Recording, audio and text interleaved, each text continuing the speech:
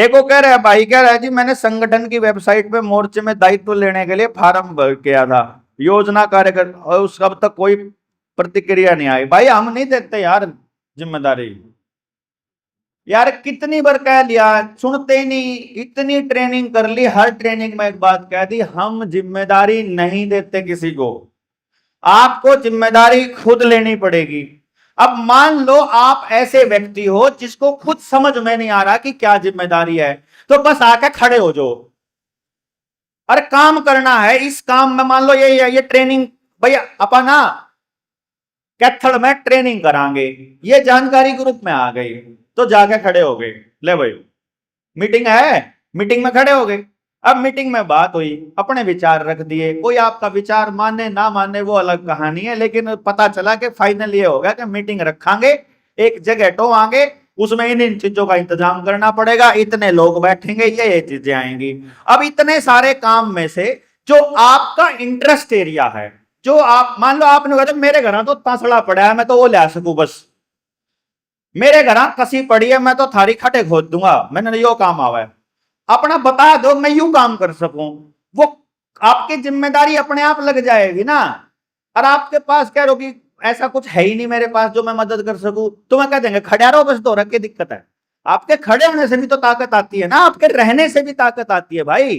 तो जिम्मेदारी का मतलब ये नहीं है कि आपको मतलब कोई तीर, कोई बड़ा सामान, कोई माल उठाना, कोई बड़ा भार उठाना, ऐसा कुछ नहीं है। आप उस वक्त मौजूद होगे, तो जब मीटिंग में मौजूद होगे, तो जो आदमी मीटिंग को कंडक्ट कर रहा है, जैसे आज meeting I, training I, training में अगर मान लो आ जाते 30-40 लोग, ऐसा हमारे साथ हुआ कई बार, पीछे ट्रेनिंग हुई, ट्रेनिंग में मानस आए 30-35 राजस्थान में, अबे 3 दिन तो वेस्ट करना बेवकूफी है, कल तक निपटाओ ही ना, कह दियो अगली ट्रेनिंग करांगे, न्यू थोड़ी ना इतना टाइम वेस्ट करेंगे, या तो मीटिंग कर देना, ट्रेनिंग थोड़ी है यार, कम से कम जानकारी तो पहुंचाओ लोगों तक। अब ज्यादा लोग आ गए तो लंबी चला लेंगे, हमारा क्या दिक्कत है।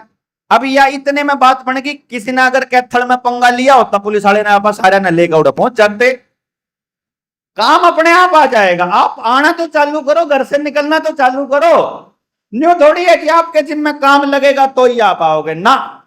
जब तंत्र को यह पता चलेगा कि एक कॉल आई थी और इतने लोग अपनी बलि देने को तैयार हैं, आपको आपने कुछ नहीं कहना है, पुलिस वाले हो, तंत्र हो, सिस्टम हो, बस उसको इतना बता दो, गिरफ्तार करोगे ना, करो सबको गिरफ्तार, गोली मारनी है ना, मारो सबको गोली, ये है ना, ऐसा है ना, ये वैसा है ना, हट जाओ आगे, बता दो कि ये डरते नहीं है। जिस दिन तंत्र को यह पता लग गया कि इतने बैठे लोगों में से डरकर भागने वाले लोग नहीं है और सबके सब अड़ने वाले लोग हैं, तंत्र अपने आप पीछे हटना स्टार्ट कर देगा।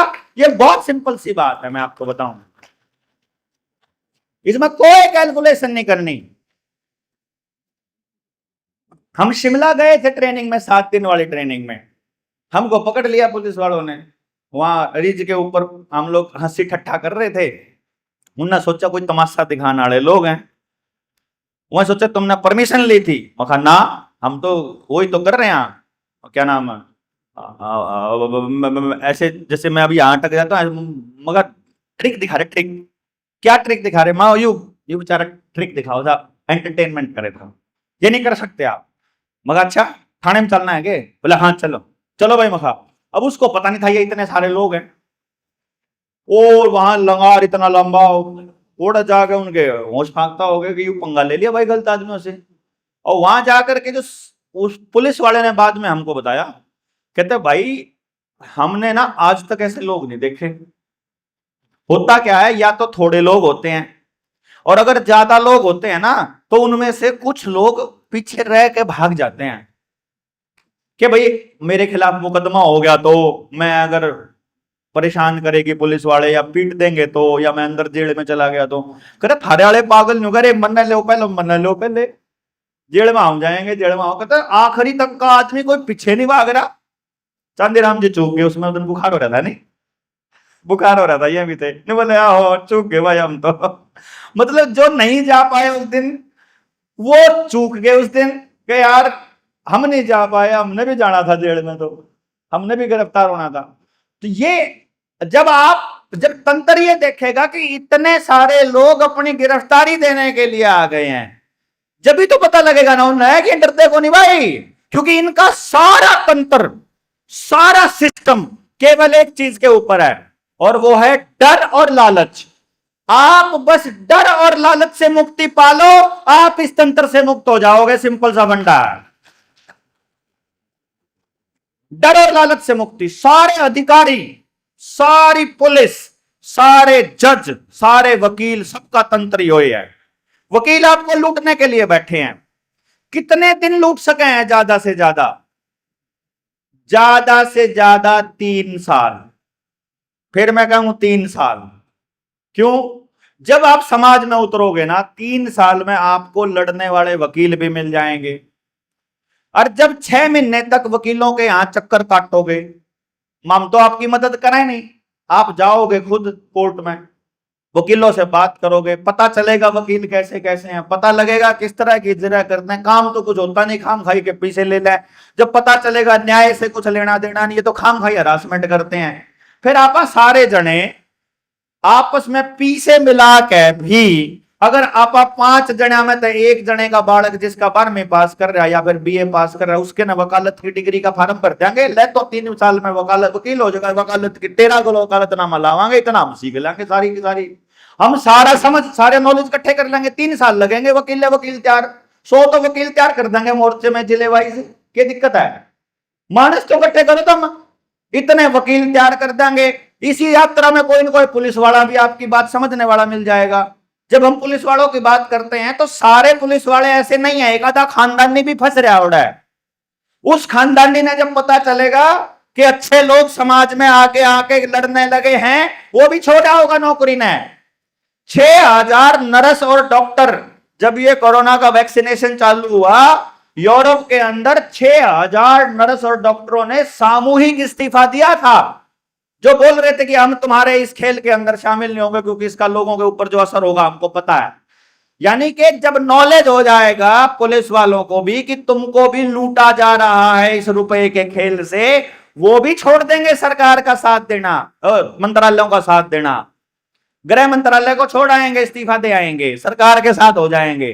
यकीन मानिए, ये पूरा तंत्र, चाहे बैंक हो, चाहे पुलिस हो, चाहे न्याय व्यवस्था हो, चाहे मंत्रालय में बैठा मुख्यमंत्री, प्रधानमंत्री या दूसरा मंत्री, MLA, MP, पार्षद, सरपंच, परपचियां जितने भी हैं, ये सारे के सारे जितने भी हैं, ये सब एक ही चीज के ऊपर टिके हुए हैं, विश्वास। आप इन पर भरोसा करते हो और ये आपके भरोसे के दम पर निर्णय लेते हो। आप अपना भरोसा इनसे हटा लो, इनके नीचे की जमीन निकल जाएगी, और कह दो हम कंसेंट नहीं देते, हम तुमको अधिकार नहीं देते हमारे बिहाफ पर निर्णय लेने का। बहुत सिंपल है, लेकिन यह होगा समझ से कि अगर उनकी जरूरत नहीं है तो हमें एक दूसरे की जरूरत है। एक दूसरे की जरूरत बहुत आसान है यार, बहुत आसान।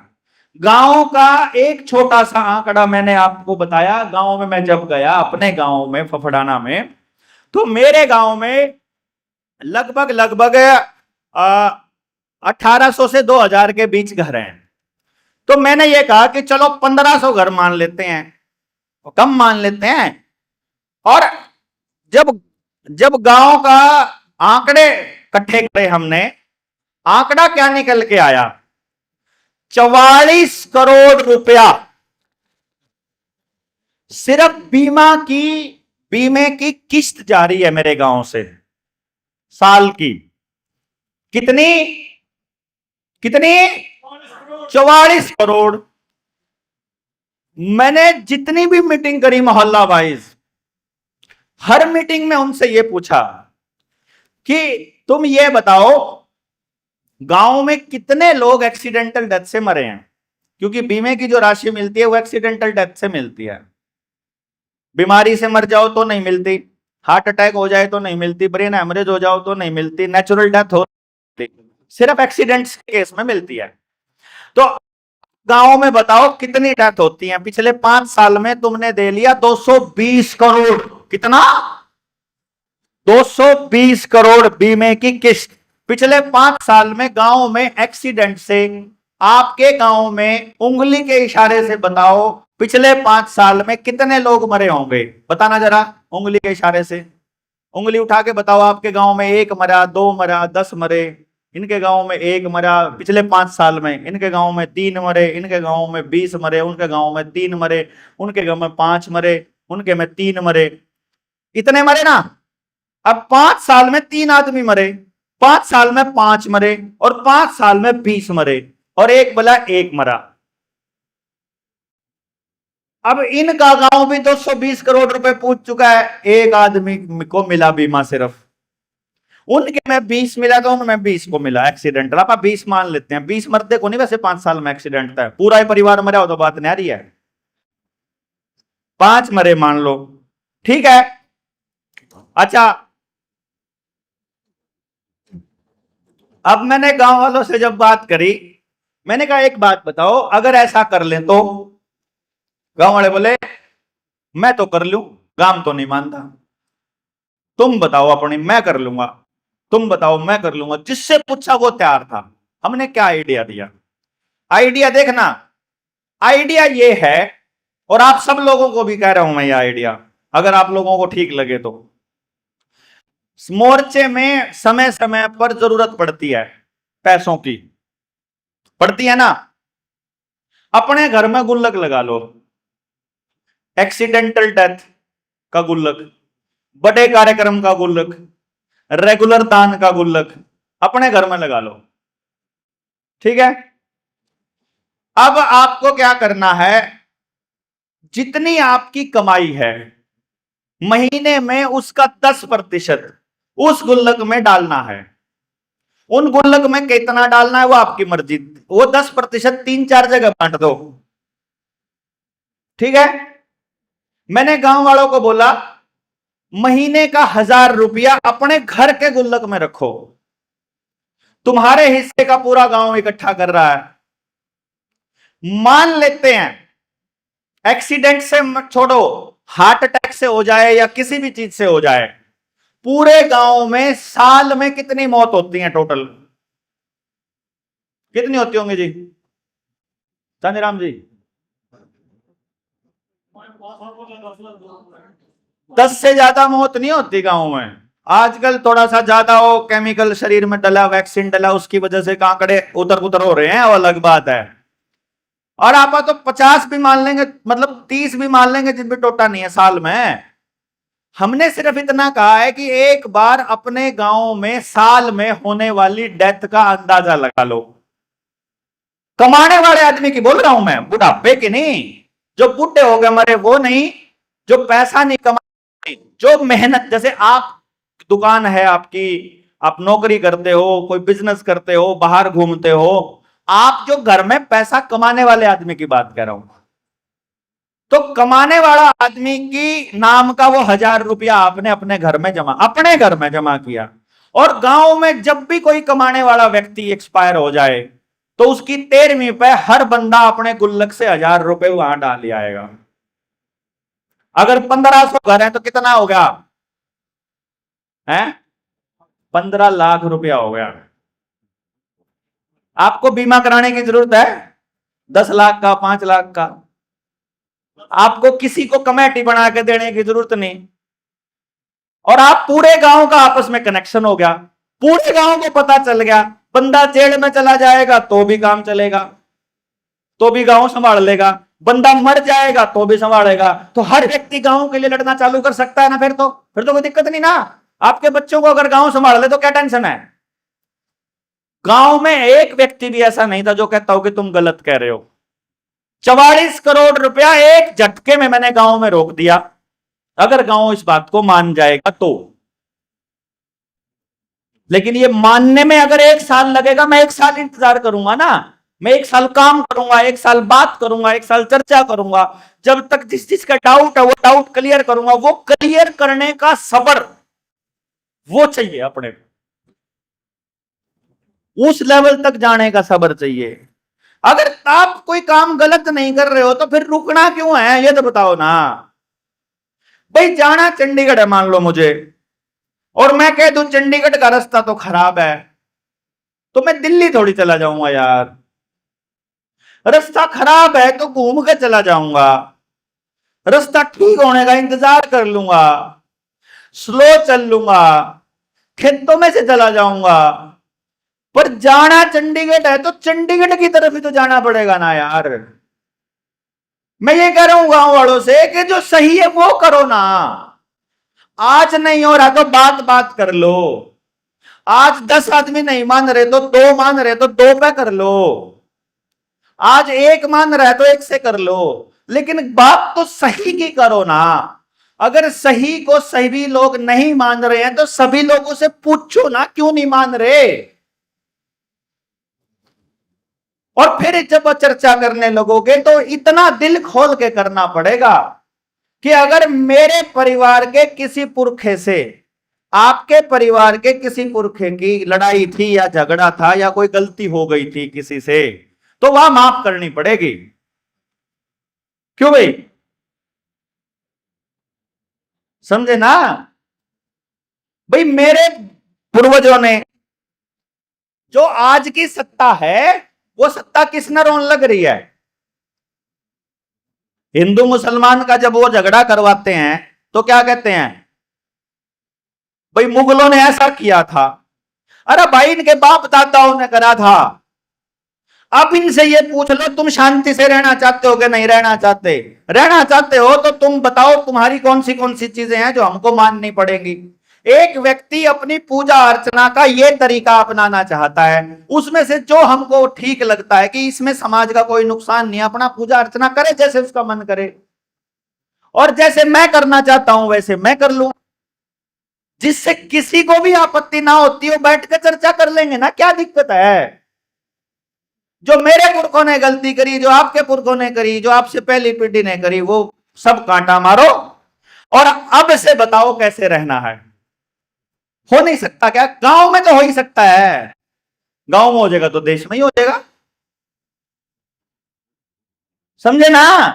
रह भी तो रही थी बिरादरियां पहले भी एक साथ।